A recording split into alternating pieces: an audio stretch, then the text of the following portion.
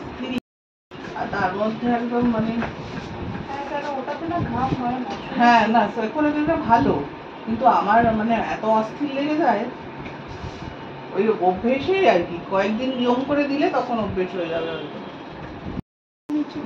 মানে যত কম, মানে যেটুকু কাটার জন্য লাগে আর কি, নইলে তো কেটে কুটে এমনি ইয়ে হয়ে যায় মানে কাটার পর।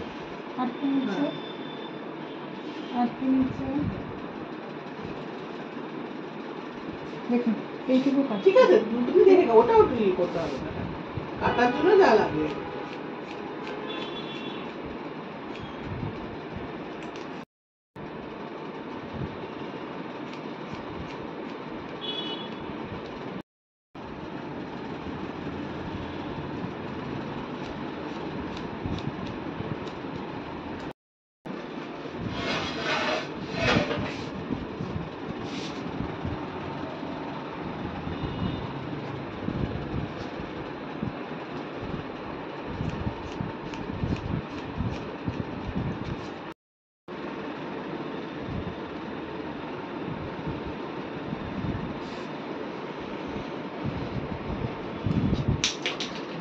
দিদির পায়ে লাগবে না? না না তুমি অত চিন্তা করো কেন,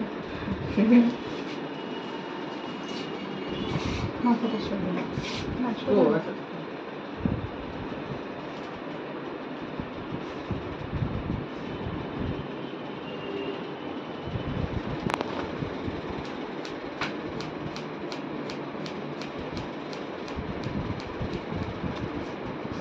বাটারফ্লাই এর লেয়ারটা কি খুব তো আলাদা না, কাছাকাছি কি বাটারফ্লাইটা সামনেটা আরো আর একটু, হ্যাঁ তবে কি একটু যাদের সামনে হেয়ার আছে তাদের দারুণ, হ্যাঁ সেটাই খুব সুন্দর দেখতে লাগে। কারণ ওটা কি বলেন তো, ওটা মানে এইভাবেই কাটিংটা, তো ওই সামনেটা অনেকটা আর কি, গরমকালে পাগল হয়ে যাওয়ার মতো কাটতে হবে।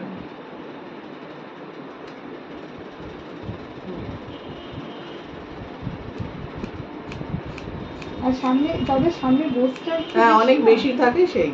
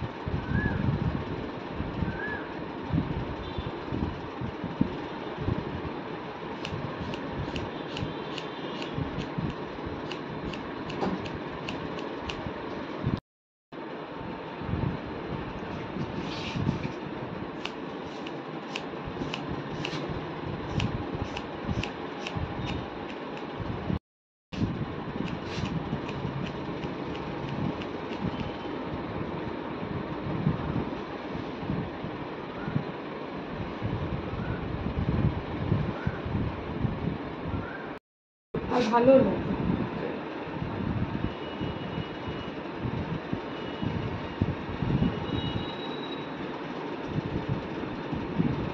আর দেখেও গেছে ঠিকই, সেই কাটের জন্য যা